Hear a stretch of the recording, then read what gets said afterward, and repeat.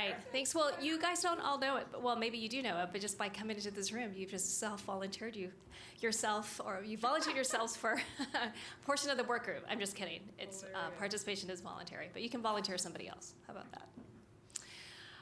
What we are going to do is talk a little bit about AI. And I want to first calm everybody's nerves because science fiction is still science fiction. So we want to then move into ethics concerns about artificial intelligence.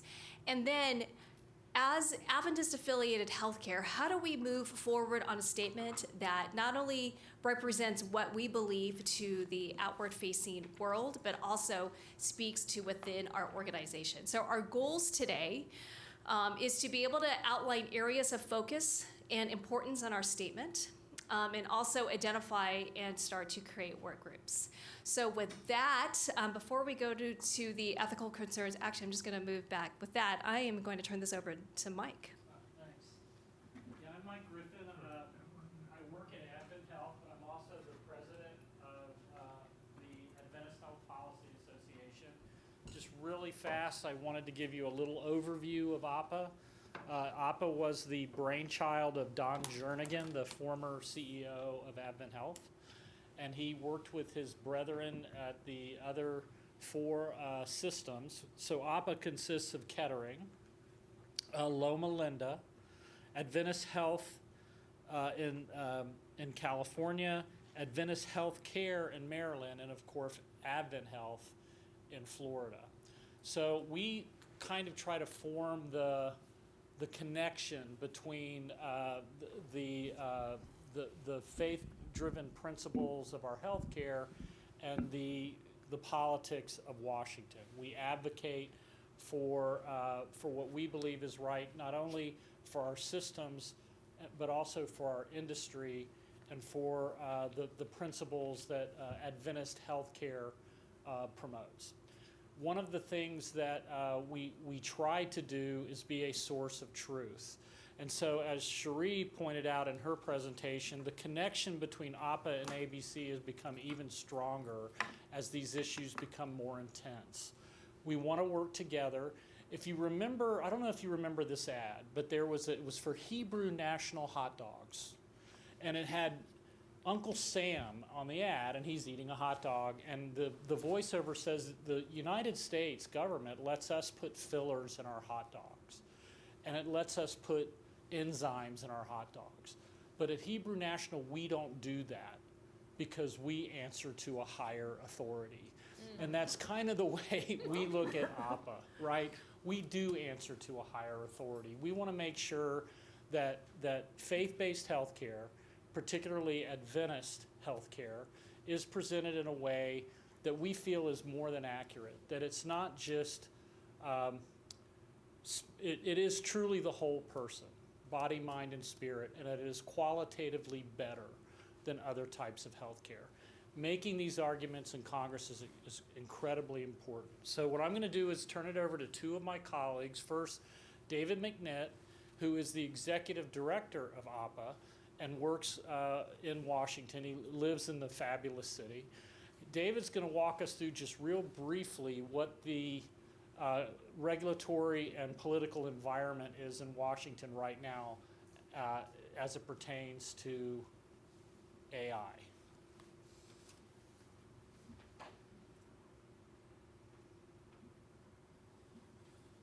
Thanks, Mike. Appreciate it. And thanks for everyone for coming here because I think AHPA has not existed for that long. It started out as just an annual fly-in that the five systems kind of got together and we went up on some issues that we agreed on. But in recent years, we put some framework around it. There's been a lot of thought that has gone behind the landmark document, 5 Steps to a Healthier America. And what we're doing right now is sort of taking some of the actionable items, some of the principles and some of the policy positions in that paper and saying, what can we actually get done through the rest of this Congress in the next 2 years, sort of based on who wins the election, who's going to be in the White House. And AI is one of those things. It's probably one of the largest issues that's right at the intersection of impact and ability to actually get something done, opportunity and impact. So there's a ton of action on AI. There's not a clear direction on where it's going in DC. And actually, you might want to pay particular attention to your states or even municipalities for hints about where things are going, because oftentimes states, Congress, DC, represents the whole country, but state legislatures often get ahead of federal policy. So we've seen laws pop up in New York City, it's a municipality. And oftentimes Congress looks to those to sort of generate ideas up to DC. There's already a bunch of ideas up there. There are over 100 bills that have been introduced this Congress that invoke AI in some way, whether they are primarily AI focused or whether there's a little piece added on. We just wrote a piece of legislation on something for Medicare, and we got a champion to introduce it. They said we will get on board as soon as we write a little piece on AI. So it's popping up everywhere. Didn't expect that to happen in this one, but it was just it wasn't hard AI policy. It was just a placeholder saying the agency must consider implications of AI on this technology. So I think this is going to be like 20 years. This is going to be like a 20-year pathway to figuring out how we really wrap our arms around AI, because there are a bunch of different committees. Almost every congressional committee has their hand in this, which is where AHPA really comes in handy. Because of our geographic spread and because we can access on a constituent basis nearly 70, actually with some new hospitals, I think 70 exactly, districts based on our constituent presence there. And I think our website says that we have, we're in 15 states, so we have 30 senators. Just found out that we have maybe 5 doctors between Wyoming and Montana, so we're gonna claim those states too and push that up to 34 senators. Yeah. So we have a big spread, and we look at some of the policy making entities in Congress. There's Chuck Schumer has his blueprint on AI policy. The White House has their position on AI policy, a patient bill of rights. The House announced a task force on AI policy, and guess what? Adventist hospitals are represented by 5 members of that task force. I think most 3 of our systems have members on that. So our geographic spread as AHPA does give us entree to influence these issues. And again, we are at a big intersection of impact and opportunity on this. So I think it's really important that we are in control of our own fates in terms of our position, and we aren't reacting to this giant train that's coming down the road. So I hope I didn't take I tried to just brush on some of like the state stuff, but he knows a lot more about the stuff. I am a legislative plumber.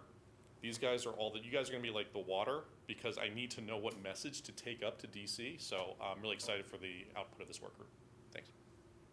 So Ammon Fillmore, a legal expert on our team at Advent Health, is going to talk about AI and his unique role in shaping our thoughts about the issue. All right. I have rarely been accused of having a quiet voice. I'm hoping that you can hear me, though. Oh, but it captures for our recording. Oh, so I will then stand carefully in front of the podium. Hopefully, For the online. You'll need to be in front of the mic. For the online, sorry. Why do we have to yeah, adjust that there are many jokes about my height, and I will say that just for the record, height is not a protected class under the Constitution.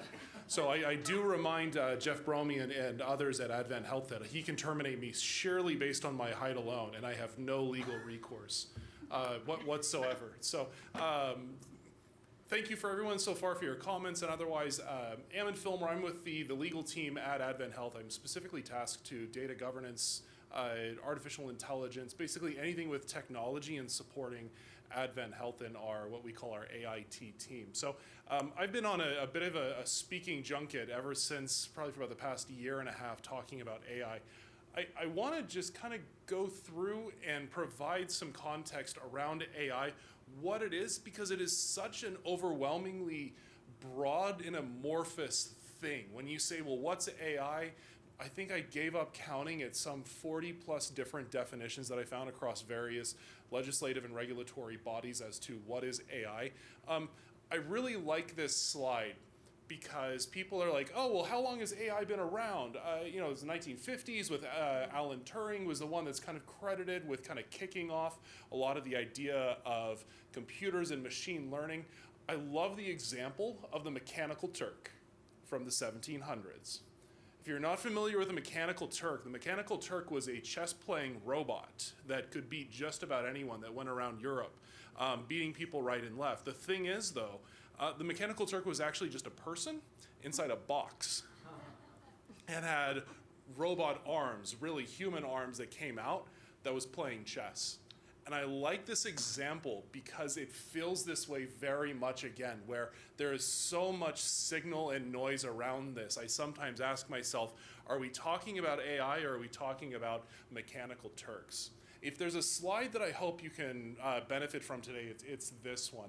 I'm oversimplifying it a little bit, but I really like this framework. When you think about AI, I think it can kind of be distilled into these three buckets, these three types of AI. The first one being what I would call weak or narrow AI.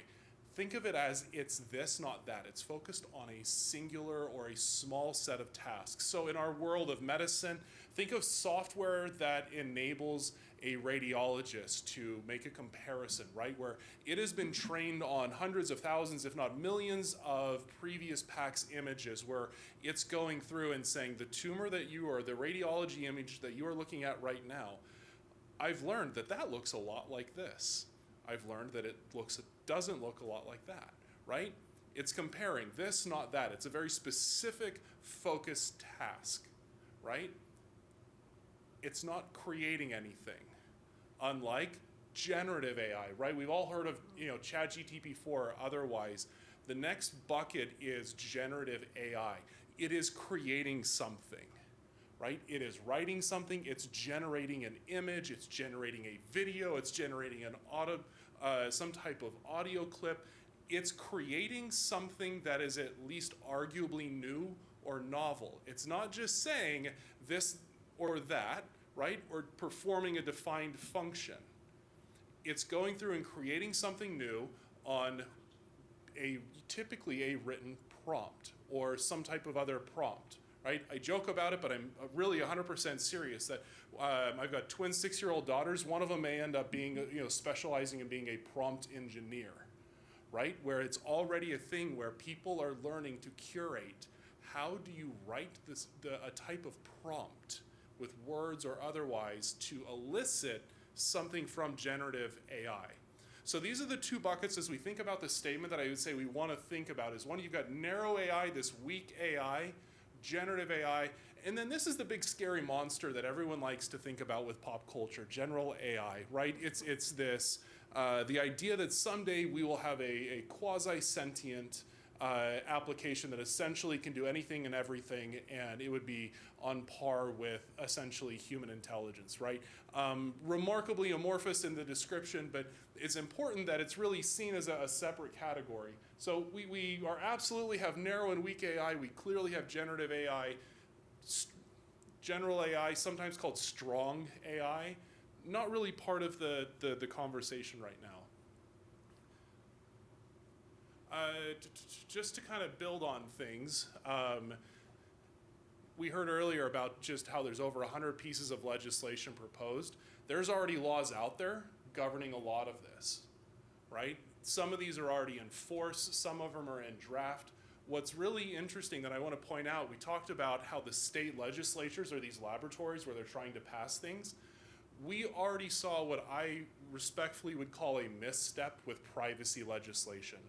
We have 50 states, we have essentially 50 different privacy models that we're trying to harmonize. We don't really have a national privacy law like you do in the EU, where they have what's called GDPR or otherwise, right? We've got 50 different states, 50 different privacy laws, and then you have these like HIPAA or others at the federal level that are also part of the conversation, right? And I bring this because AI is essentially built on the legislation. Much of it is proposed around the privacy framework. If you think about AI is a hungry monster and loves data, right? So what's the legislation being built on? Privacy legislation. We already saw this in the EU where the AI Act that was recently passed, what is it built on? The General Data Protection Regulations, right? What are we seeing in California? Proposed rules based upon what's called CCPA, right? It's their privacy framework. We're seeing the AI legislation being built around the privacy legislation. And part of that is because What are people worried about with AI? Their privacy. What are you doing with the data, right? AI does not function unless it has data. The more data, well, I won't say the better, but the potential for an improved product or analysis. And so it has to have data. This obviously brings into questions of privacy. Just to kind of articulate some of the differences when we talk about generative AI, what's unique about this is when I put information in, I ask a question to a generative AI application, right? That information becomes part of the model, right? And the model you can think of is, you'll hear them referred to sometimes as LLMs, large language models. This is the information that is training the algorithm. It's what it can look at. It's what's teaching the algorithm, right? So the algorithm is looking at this massive data set and learning from that large language model, right? Well, this is where it gets really interesting, especially for lawyers like myself. At least I think it's interesting, is what is being shared and to whom is it being made available? So if we go to kind of a real world example, right? Amazon employee said, I want to optimize this code. I want to make this better. Puts it into a generative AI application and says, please improve my code. It takes that Amazon code that's proprietary. Suddenly it's now in the model. It's now appearing elsewhere in other codes, right? Let's look at Samsung. A very well-meaning individual said, please summarize these financial reports for me of highly confidential information and create a PowerPoint deck for me. It did that. What does that information do? Went into the model. I have highly protected health information. I want to do something with this and build an improved radiology model to better detect cancer, right? Wait.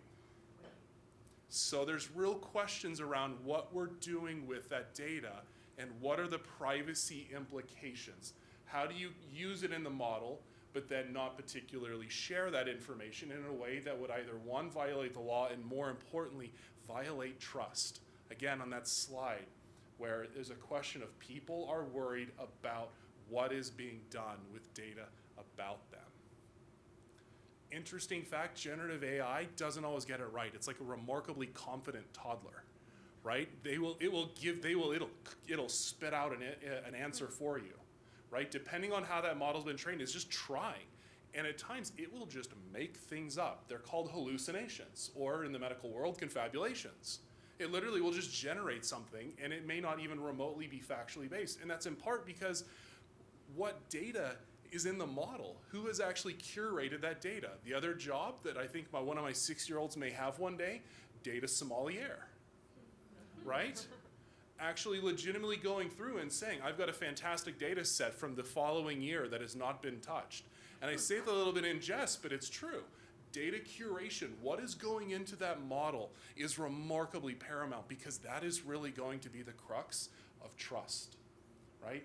There are legal databases that I use generative AI programs for. The only reason that I use those is because I know that they are heavily, heavily curated. It only has very specific case law, and you pay a subscription fee. It's not just free. So where someone is actually going through and making sure that that data is acceptable and that it's trustworthy. I'm worried about discrimination. This is one of the other sides, right? If that data is potentially discriminatory, or let's say that it's PHI that is at an academic medical center, right? Where do a lot of the AI companies operate right now? West Coast, East Coast, right? They tend to be in Boston, Seattle, San Francisco. They go to the academic medical centers that are there, and there is an inherent bias. They're not going to lower socioeconomic hospitals and saying, let's also train on your data. There's inherent bias potentially in the data, as well as in how that algorithm interprets that data. Real world example, company Workday, they have been accused of discrimination, saying that their algorithm that it was used for sorting through resumes engaged in not only racial but age discrimination. I love this quote because I think that it's a little bit of one, it's a little scary, but it's also really the harbinger of what's to come. First of all, John is an amazing individual at Mayo. He runs a lot of their digital activities. He's very active in this space, and I can't say enough good things about him. But I love this quote. AI will not replace doctors and nurses. They will be replaced by doctors and nurses that use AI. And as a final thought, I just want to say, because I am usually the individual that gets the calls from our corporate responsibility office and says, somebody's worried about AI making a decision about them. Oh my gosh, the robots are treating me. Legally speaking, AI cannot practice medicine. It hasn't gone to med school. It hasn't taken steps 1 and 2 on the boards.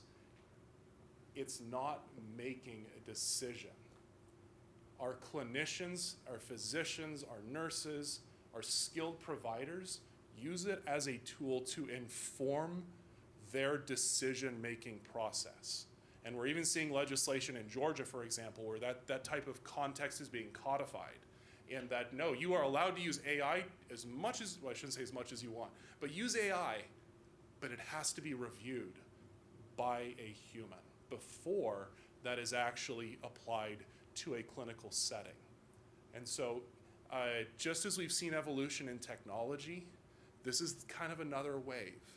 This is the next step where we would think it's ludicrous that a physician now would not actually use certain technologies out there. It would, honestly probably be deemed malpractice, right? I don't know what the future holds, but I do agree with John that in the future it will be doctors and physicians and nurses that use AI. So questions, comments, I'm gonna turn it over to Mike and Grace. I'm available at my email address, ammonfillmore@adventhealth.com at any time if there's questions, comments, and Grace, all you. Yeah, thank you so much for that. Really appreciate it. I know, I'm going to have to adjust this down. Oh, thank you very much. I don't know if being short is a protected class. As an attorney, I don't want to comment on this. That would be wise. I want to briefly go through the ethical issues that can be inherent in AI before we start a discussion on a focus for our statement. Probably the biggest issue is this idea of Imago Dei. So we've talked a lot about this, about Imago Dei for the past couple of days. We're made in the image of God. It's our theological and ethical bedrock, I would say, of Adventist-affiliated healthcare. When we talk about, for example, the motto of Loma Linda, the teaching and healing ministry of Jesus Christ, there's very little about that that is not based on Imago Dei, right? But this brings up the questions of if artificial intelligence, if generative artificial intelligence, ChatGPT, can write and do things faster that we typically associate with humans, then what are these attributes? What do we refer to when we state that we are created in the likeness of God? So let me just give you a quick example. We don't typically say that dogs are created in the likeness of God. Why don't we think that God or that dogs are created in the likeness of God? What makes us different than dogs? And we've typically said it's our reasoning ability, right? Dogs can be incredibly empathic. Dogs can be incredibly supportive. They can communicate with us in ways that other humans seem to not to be able to, but they can't reason with us. We can't hold a conversation about an important issue and reflect on our day with our dogs. At least we can't have a two-sided conversation with them.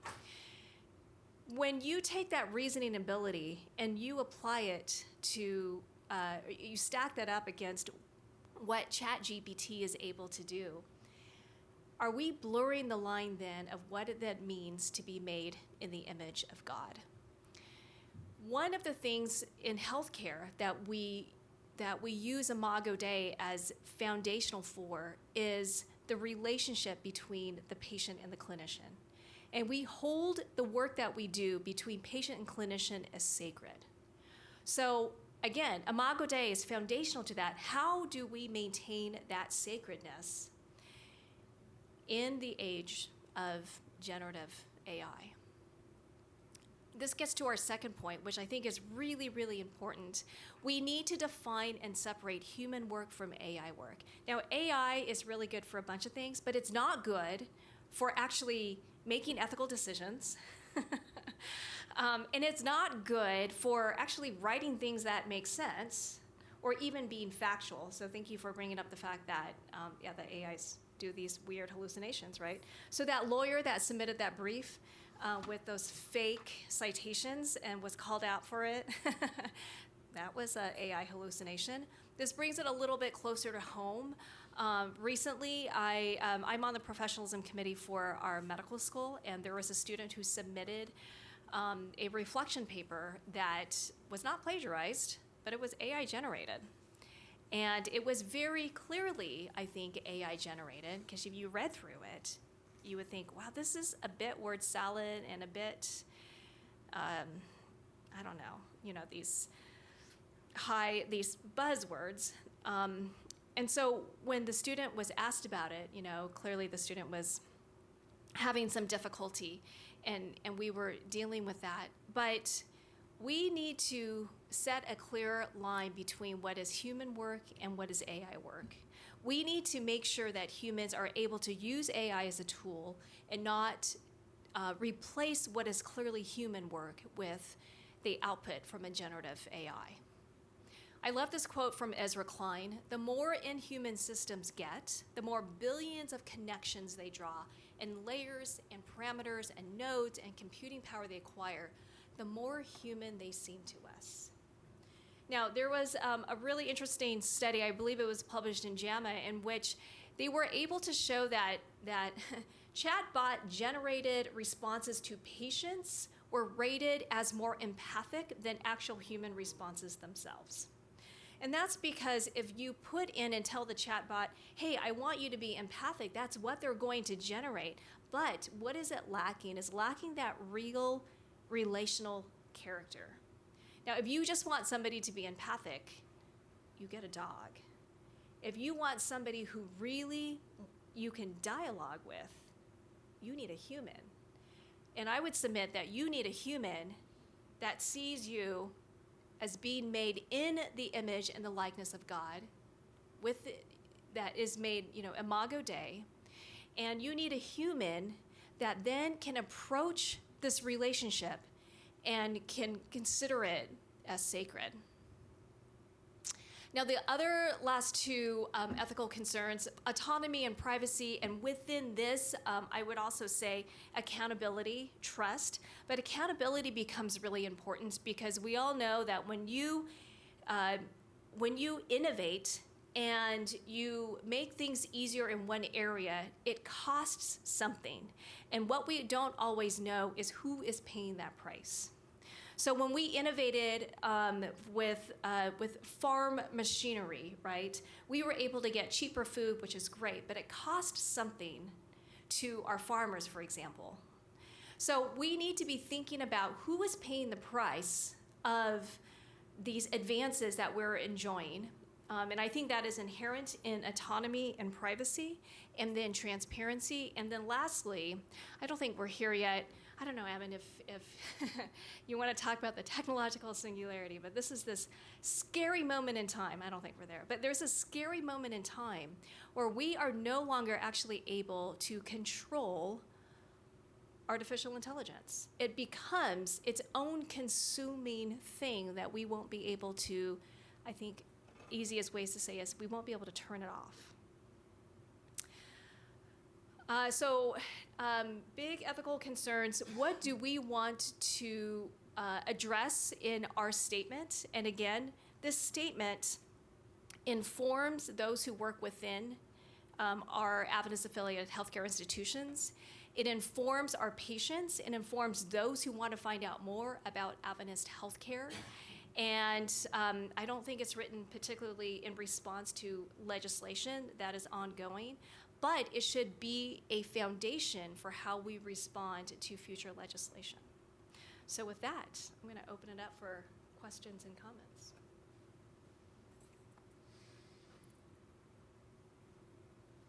Same look I get when Evan speaks.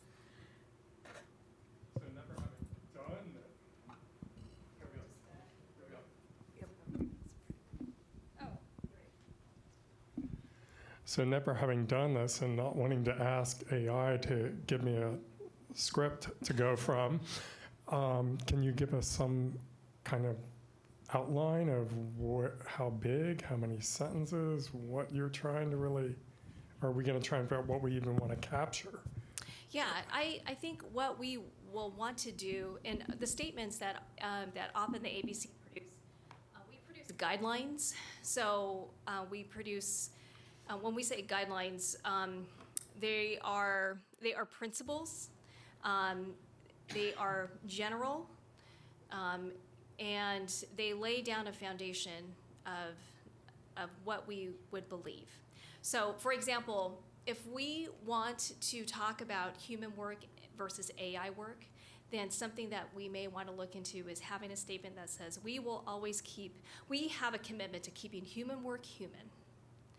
We have a commitment to clearly identifying what is AI and how AI is going to be involved in your healthcare, for example. Is that helpful? Because you've been thinking about it, so.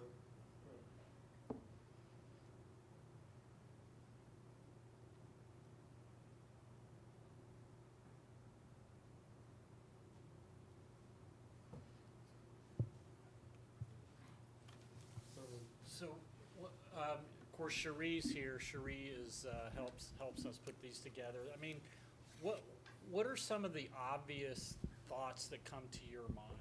I mean, when you think about this, and the way the process may work, or the way we would like it to work, is this is the beginning of the conversation. So what we want to do is put together a multi-system group that can review these issues. I'm sorry, did I get ahead of you? No, Is it- I forgot to. Yeah. And so, but you know, I think you talked about, you know, relationships and friendships and dogs. I mean, the story in Washington is if you want a friend in Washington, buy a dog, right? But what we want to try to do with this is that, as Grace said, is to lay out a foundational paper that when folks come to us with these issue questions, they know where we stand. And so the issues that obviously come to mind are privacy, control. Is AI a stethoscope, or is AI a brain that makes decisions? Those are some kind of obvious things that start to lay out in front of us.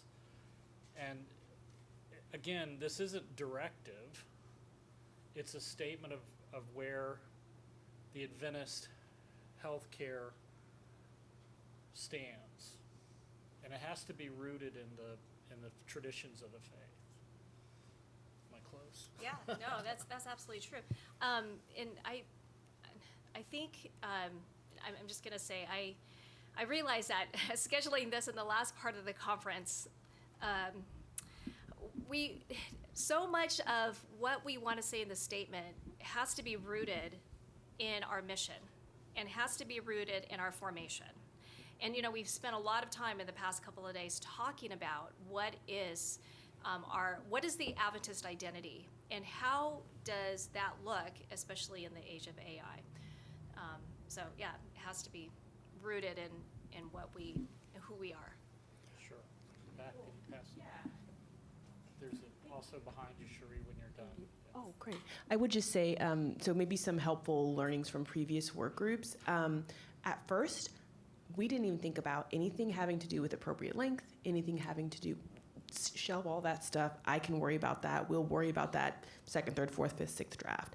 The most critical thing at first was just how do we get the core points down and get them and make sure that they're theologically sound, to make sure that they are appropriate for industry. But things like the length, I'll say typically we landed on a page once we were all the way done, but some of them started at 10 pages. This is a very interesting topic. I'm Bruce, and I manage the Neuroscience Institute here at Kettering.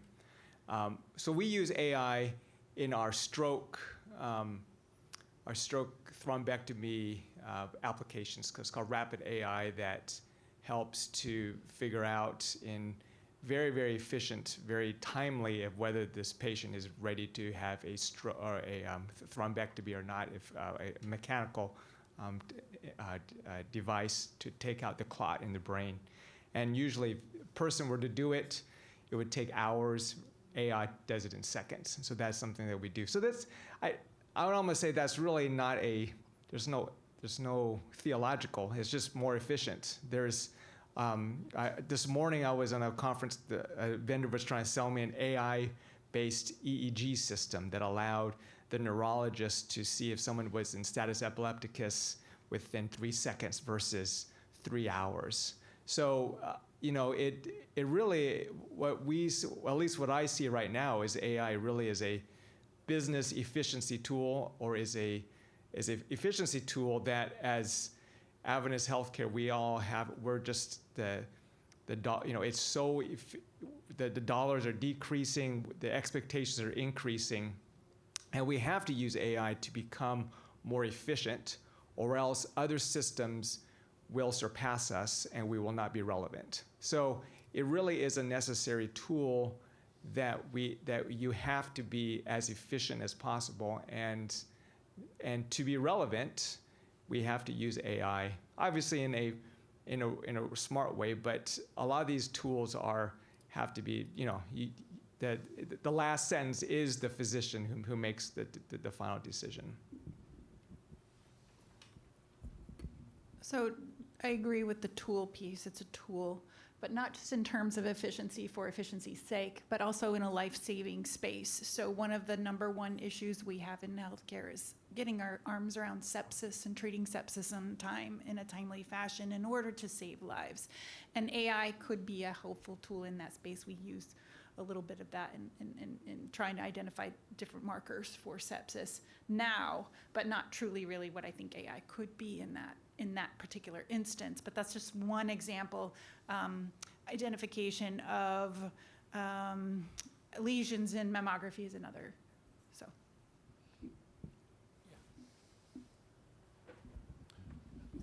So I think maybe just kind of building off Bruce, what I heard from you, as well as I hear AI often referred to as a tool. And I think that that's a very adept description. I think, though, that it's worth noting that what differentiates it, in a gross oversimplification from the simplicity of a stethoscope or otherwise, is the data that those efficiency tools were trained on. And when I think about the ethics of it, is what enabled that application to go so quickly to that efficiency? What was the data that it was trained on? One of the issues that we get concerned about in the AI world is something called data drift, right?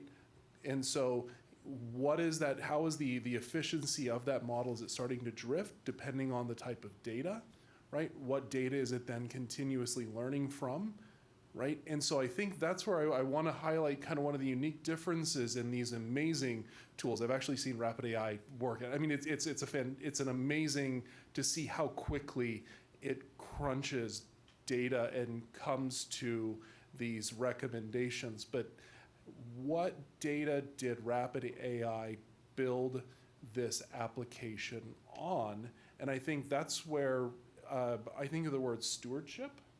Is we have an obligation to be good stewards of, just as we would say we're vetting a stethoscope. Again, gross oversimplification. It's an entire new way of looking at these tools of stewardship, of what are our obligations in determining that this is the proper tool that doesn't engage in a type of activity or behavior, as I now anthropomorphize AI, right? But that it's not built upon a data set, that we are then going to have concerns not from a legal perspective, but from an ethical perspective, goes otherwise. So can I just ask a quick couple of points, and I'm really looking for clarification here. So one is the humanity of this. So insurance companies use AI to run algorithms when they decide whether to approve a medical procedure. We're in a death struggle with insurance companies right now over the issue of prior authorization. So is this something that we should consider putting into this context? I mean, I know we're dealing with healthcare, and we're dealing with how hospitals address this, but I think we should also think about access to healthcare and how can AI be used to accentuate access rather than slow it down. The other question I have is about just basic business principles. I am a former newspaper. My hometown newspaper reporter, my hometown newspaper, the Orlando Sentinel, is among 6 newspapers that are suing Microsoft and other AI developers because they're saying that they're destroying newspapers' content. They're taking newspapers' content without paying for it, and when you type in a question, they often go to that data and they put that data together and relay that, and newspapers are saying, well, hold on, that's how we make our money. Is that a concern, first off, that hospitals need to think about? Is there proprietary information, technology, that kind of thing that we want to protect and keep rather than share it for the good of humanity? But also, how do you make, should that be a concern in this discussion? Those are the 2 issues that come to my mind.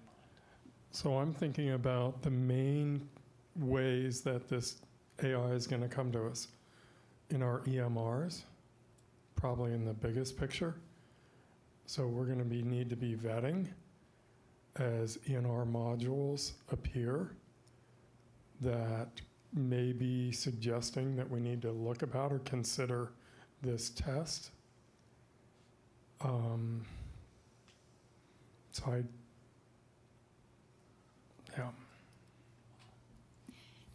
So I want to go back to what we were talking about, especially data and using data to inform these large language models.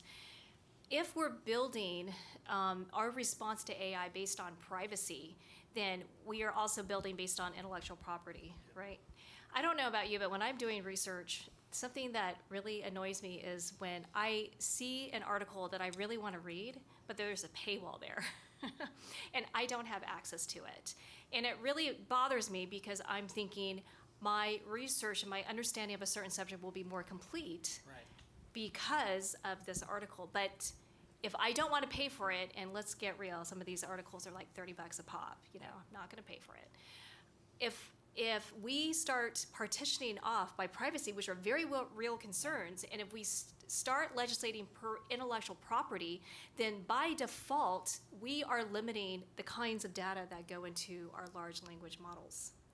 If we're doing that, then the second order effect is going to be that patients are going to be sorted, because it's very easy for AI to sort patients. They're going to be sorted in a way that we may not anticipate.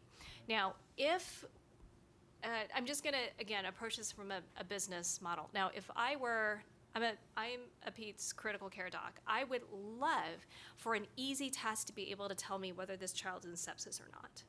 That would be fabulous. The number 1 killer of kids is actually sepsis. So obviously we're not very good at it. That's the first thing that we've come up with, figuring out who is in sepsis. And secondly, our current algorithms, which have been built on data that we feed into, that data that we've created, our current algorithms aren't very good. So how do we think that our AI algorithms will actually be better than what we currently have? And secondly, if I approach this from a patient treatment standpoint, if what took me 2 hours now takes me 20 minutes, that means in that 2-hour span that I was treating 2 patients, I can actually treat and see 6 patients.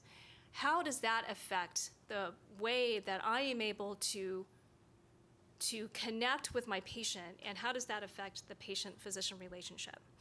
Is that something that needs to be disclosed? Is that something that that our patient population is ready for, or is that something that is going to erode trust into the entire enterprise of medicine?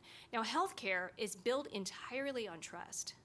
That is the way it must be, so that it does not devolve into a transactional sort of venture. So we don't have clients, we have patients. We have a fiduciary duty, right? We don't just have,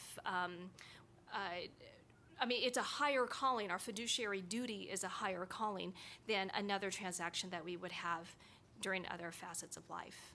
So how do we avoid the temptation, because it's going to be a temptation, to use AI in a way that reduces the humanness of healthcare, and in so doing, if we vow to make or to keep healthcare human, to keep human work human, I feel like that is actually much more difficult than we think it is.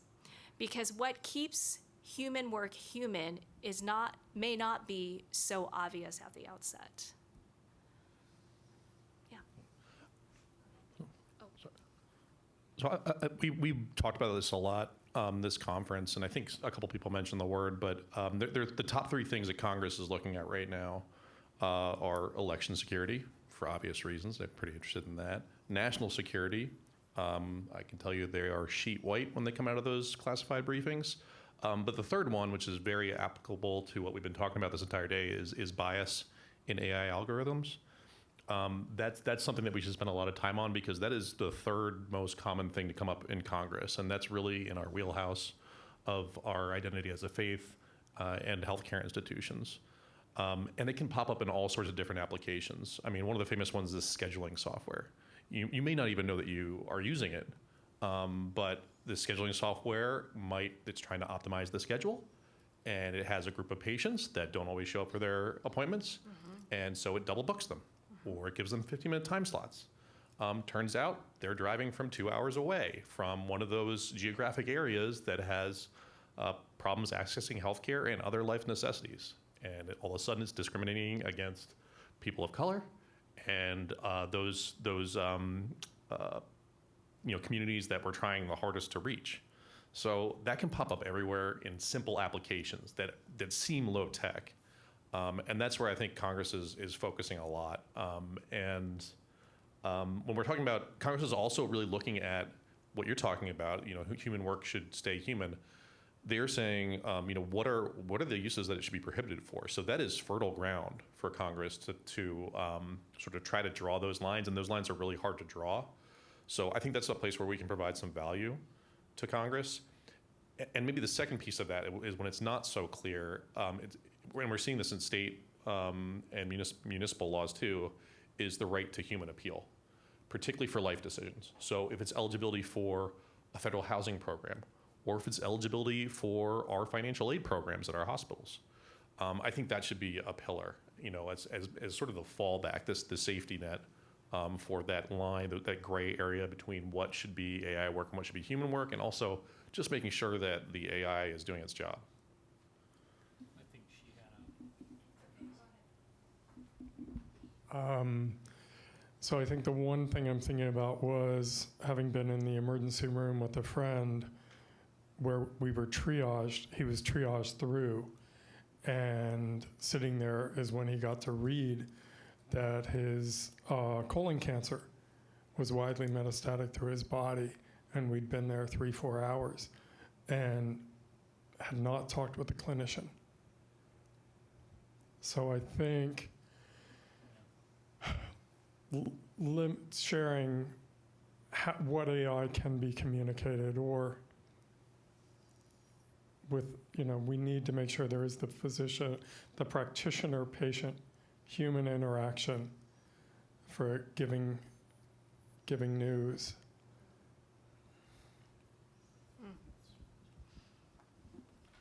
So I think that ties in a little bit with what you were talking about, Grace. The humanness of the clinician-patient interaction, right? And that goes back to, in my mind, whole person care. So we can't lose sight of those basic things that we've already established as fundamental to the care that we provide. And that whole person care is a piece of it. So just reinforcing that we have that those foundational things apply in this space as well. Yeah, I would agree. This is something that I feel like it could happen. For example, we have a lot of laws now. We have laws in states, and we've talked about this, that prohibit abortion after a certain time period, unless the death of the mother is imminent. Now, it's interesting that some laws are worded, unless the death of the mother, to prevent the death of the mother. Abortion is, you can perform an abortion to prevent the death of the mother, the death. But it's not, interestingly, not worded in the positive, which is you can perform an abortion to save the life of the mother. So I think that's the first thing that is very interesting. But to prevent the death versus to save the life are two different things, I think, theologically and ethically. But to prevent the death is where you get to number crunching, and you get to, well, what percentage of mortality you have to have before we allow you to actually have this procedure. And I think this is a very real application, probabilistic prognostication that AI is going to do. We all know that physicians are terrible at prognostication. They're terrible at prognostication. Oh, you're not. Well, you're a palliative care doc. I'm just kidding. Studies, actually, it was really interesting. There was one ICU where they asked doctors how long it was going to take for a patient to die, like when they were going to die. They asked doctors and they asked nurses. Nurses were more accurate than doctors. But if doctors are terrible at prognostication, this is the area, the things that doctors aren't good at. This is the area where we're going to try to find tools in order to refine the things that we are able to provide for our patients. And then just being aware of the accountability piece, who really pays the price, and what's the feedback loop and mechanism that's in place so that we can accurately see who is paying the price for our decisions. A huge example, right, is widely accepted, widespread use technology in measuring pulse oximetry. It was not until COVID happened, until we figured out, I mean, we've been using this technology for 10, 15, 20 years, this updated algorithms, for computerized algorithms for doing pulse oximetry. It was not until COVID, until we figured out that these algorithms are not good for accurately telling you the pulse oximetry in skin with more melanin. So it takes a crisis for us to realize that a practice that has been standard of care for 10 years has been killing people. If we don't have these feedback loops in place, then I think we're going to lose the humanness that actually makes healthcare sacred.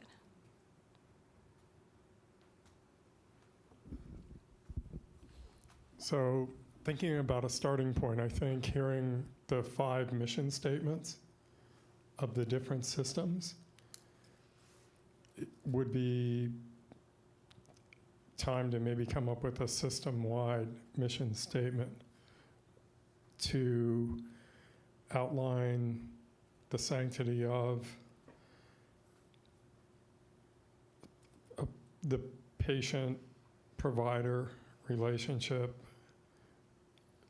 based upon God as the healer in whom we believe, and not be very specific about AI because it's going to change so rapidly and could be valuable in the latest change. But acknowledge, AI, technology is always coming, the latest we see AI coming.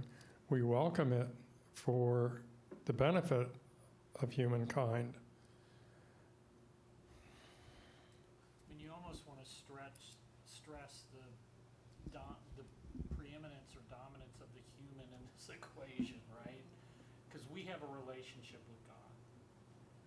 AI, no matter how well it's deformed, can't have that.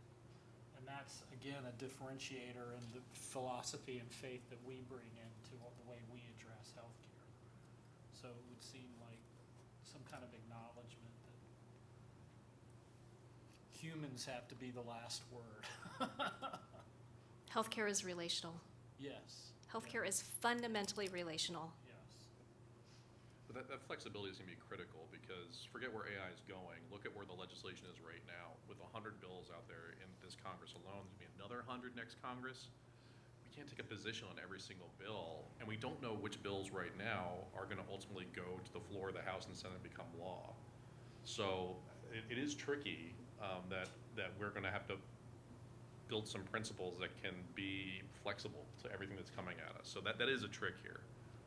And we might not know things that are coming down the road because, like you said, it will evolve and we'll have new applications that we haven't thought of yet, and that plane is flying awfully close. But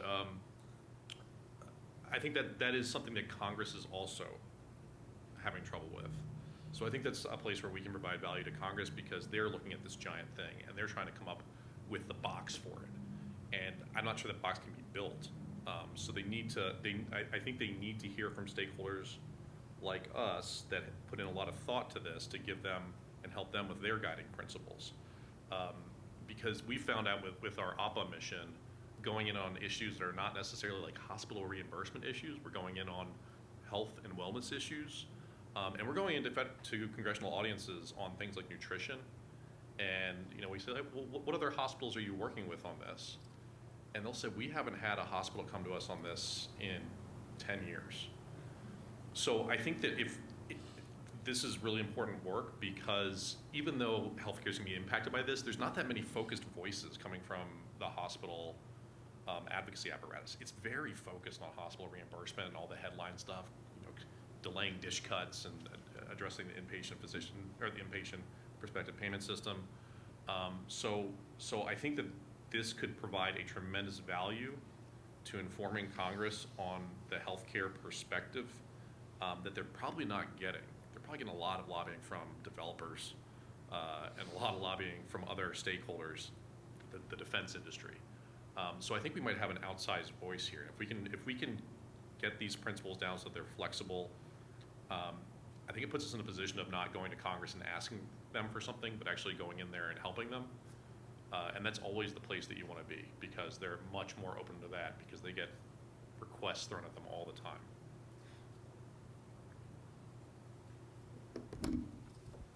All right. Yes. Who should we have in here? By the way, I've just jotted down. There's probably 4 main points that we for sure need to hit here. Healthcare is relational. We have a responsibility to steward the use of AI, so it's not just we make it and it goes. It's an ongoing responsibility. We need to build in feedback loops for accountability to measure the effect on AI on healthcare, and especially to vulnerable populations. And then the issue of transparency is probably going to be a big issue. Transparency, trust. Yes. I would add the word compassion in there, which we've heard a lot about. Trust. All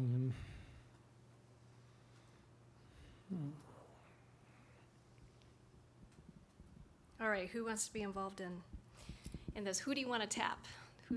And not just the people in this room by names, but like so who should obviously we should probably have a physician, correct? I mean, who are the types of people that we should have working on this? Lawyers. Patients. Huh. Patient voices. I like that. Chief Information Officer. CIOs, yes. I know at least at Advent Health, we have stood up. There is a AI governance committee that we are issued a charter on. There's an AI clinical advisory board as well. And so I would look throughout our 5 organizations and say who has already been tasked with and maybe has done legwork into some of this space already. I think of a couple of names immediately, at least at Advent Health, that we've been deep in this space for the past like 24 months, talking about some of these issues and grappling with them. I think you're way ahead of where a lot of other healthcare systems are. That's fabulous. Our clergy.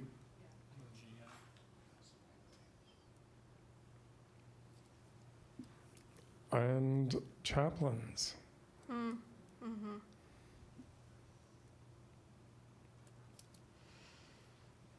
So Kim mentioned quality, that's the space that we work in, the clinical space, quality, safety, risk management, that sort of, it's a different perspective than just interaction between patient and clinician, and then other disciplines, nursing, respiratory therapy, physical therapy, just multidisciplinary from a clinical standpoint. We validate the quality of these tools, and how do we choose quality tools, and then how do we validate that those are quality tools, and how do you build those structures in to have this continuous process where you're monitoring, especially in these systems where you're continually adding data and these models can shift. Do we want to encourage transparency in our vendors? Are our vendors transparent about where their data comes from? Or do we have vendors that are saying, well, this is our proprietary algorithm, this is what it does, or are we getting all of the information? So it's interesting in that space we're seeing the creation of what are called assurity labs. So for example, and then there are organizations that then help to set standards for the assurity lab. So there's an organization called CHI that came out of Mayo that Advent Health is actually now, we are a founding partner of CHI. It is essentially helps to create standards for the assurity labs, which in fact then the assurity labs are then responsible for, if you want your models validated, you must go to the assurity labs. And there's been legislation under what's called HTI-1 with CMS, where certain decision-making applications actually have to have their models go through the assurity labs, right? There's talk around, for example, in Colorado, there's legislation that says if your AI is a high-risk use case and there is an event, right, where it was engaged in bias or otherwise, you have to notify the Attorney General of the state of Colorado, right? And so we're seeing some of these legislatively start to kind of come together, but it's still, to your point, I mean, it's a remarkable patchwork at this point where different actors are trying to engage in different processes. Yeah, I think the top three things Congress is concerned about, elections, national security bias, I'd say tied for fourth are privacy and disclosure. So that disclosure is going to be a big piece, and then how do you validate that disclosure? Who does it? Is it those third-party validators? Is it the government? How often do you validate it? But I think it might be interesting to see where it starts out, because the government itself is a large purchaser of AI, and they're starting out by setting rules for themselves. And the government's a big customer. So at least on the developer side, we might get a little bit of a flavor for that, because as the government says, okay, if you want to do business with us, you need to disclose this, this, and this. Then all of a sudden that's going to be sort of the industry standard set early, because they're going to go up to that bar just to get the federal government as a customer. So there might be some early lessons learned from that. We might get some feedback on, is that validation working? Is that reporting working? Another concern is, how much for the deployer, which would be us for the technology, what is that validation going to be like for us? We have to disclose to the patient, probably. That'll probably be a requirement. But are we going to have to report out? And there's the real question of how much potential administrative work that could cause if we're trying to become efficient. How do we deal with complaints? How do we investigate complaints? Yep. This is, I think, a great start.